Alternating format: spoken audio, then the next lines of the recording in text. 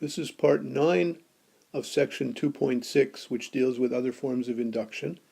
And in this lecture, we're going to talk about greatest common divisors.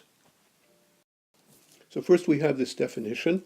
We give ourselves two natural numbers, a and b, and we want to define what we mean by a common divisor of a and b. So a common divisor refers to any integer that divides both a and b. So we call a natural number the greatest common divisor of a and b if it is a common divisor of a and b, and in addition it's greater than any other common divisor of a and b. So we're going to denote the greatest common divisor of a and b using this notation, GCD of a and b. So in symbols it says two things. To say that a number is the greatest common divisor of a and b is to say it satisfies these two properties. First of all, it divides a and it divides b, and secondly, for any natural number y, if y divides a and y divides b, then y must be less than or equal to the GCD of a and b. It's the greatest of all common divisors of a and b. For example, if you were to take the greatest common divisor of 8 and 12, can you think of the biggest possible number you can think of that divides both 8 and 12? It's 4. And the greatest common divisor of 8 and 16 is 8, because 8 divides 8, 8 divides 16, and any other divisor of those two numbers is surely less than or equal to 8. But there are a few questions that arise in connection with this definition. The first is, how can we deduce the existence of the greatest common divisor of a and b for all a and b in the set of natural numbers? Maybe it's obvious to you that it exists, but what properties of the natural number can we use in order to deduce that it exists? And another question is, does it have any useful properties that we should be aware of? Maybe some properties that would be useful for purposes of calculation or for proving other results about greatest common divisors. In order to answer those questions, we're going to make use of the following tools that we've already seen. We're going to make use of the well-ordering property of the natural numbers, which says that every non-empty subset of the natural numbers has the smallest element. And the division algorithm, which says that for all integers a and b, if a is not equal to 0, then there exist unique integers q and r, such that b is equal to aq plus r, and r in addition satisfies these inequalities, that it's bigger than or equal to 0 and strictly smaller than absolute a. Remember, I told you that you should memorize the statements of both of these things because we're going to make extensive use of them. Let's just write down one last definition, very simple definition. If a and b are any two integers, then any expression of this form, where m and n are integers, so they can be positive or negative, doesn't matter, but we refer to any expression of that form as an integer combination of a and b. So it has to be an integer multiple of a plus an integer multiple of b. We call that an integer combination of a and b. So what we're about to do is a little bit intricate. What we're going to do is we're going to show that the smallest positive integer combination of a and b is actually the greatest common divisor of a and b. The smallest positive integer combination. There are lots of integer combinations of a and b. Some of them are negative, some of them are positive. But we're going to show that the smallest positive one has the properties of the greatest common divisor of a and b. And in order to show that the smallest positive integer combination of a and b exists at all, we're going to make use of the well-ordering property of the natural numbers. So that's where we're going to use it. And in order to show that this smallest positive integer combination actually equals the greatest common divisor, we're going to make use of the division algorithm to prove part of that fact. So this is what we're going to prove.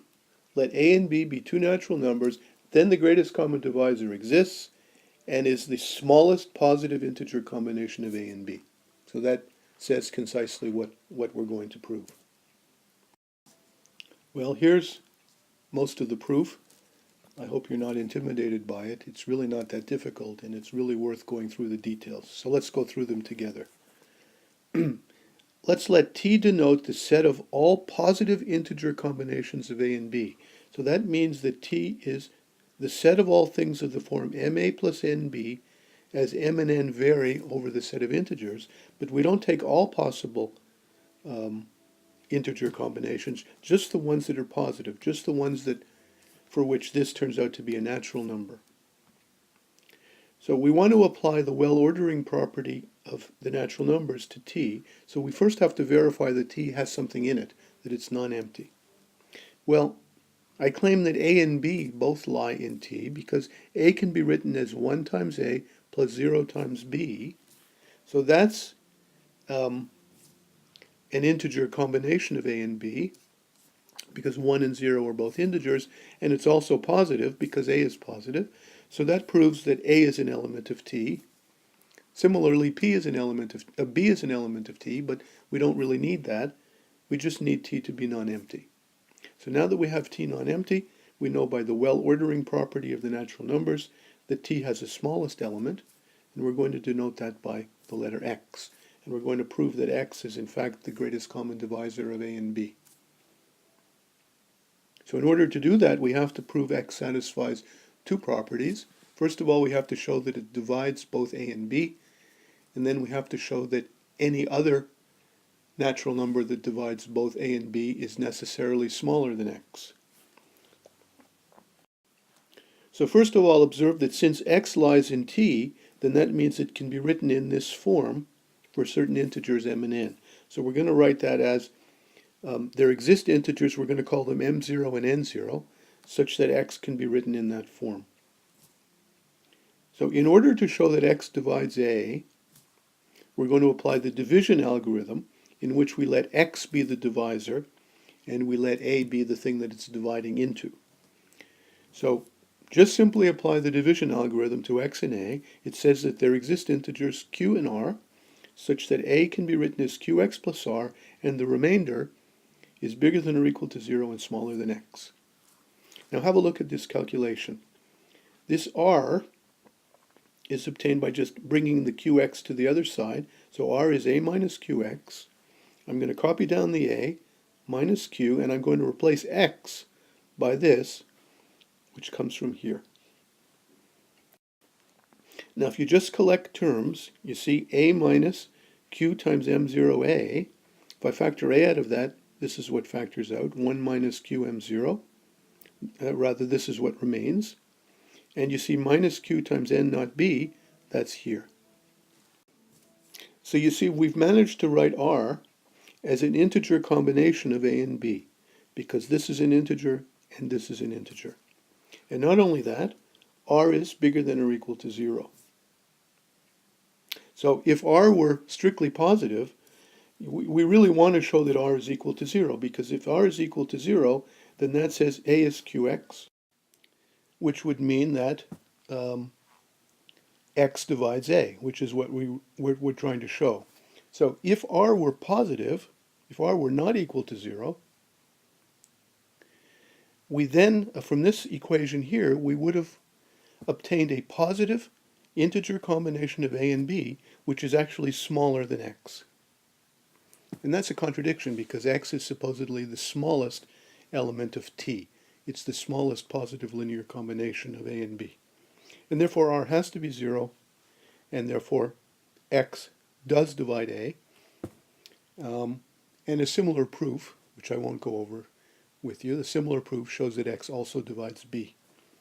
So that establishes the first property that that the GCD of A and B should have, namely that it divides both A and B.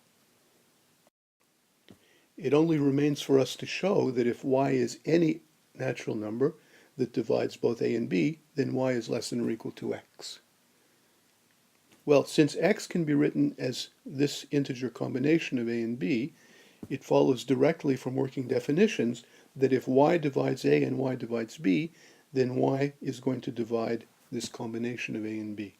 That's a very simple argument that you've done several times earlier in the course, where you had specific values of m0 and n0, but it works in general.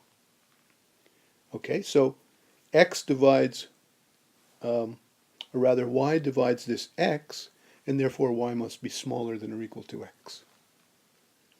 So that's the proof.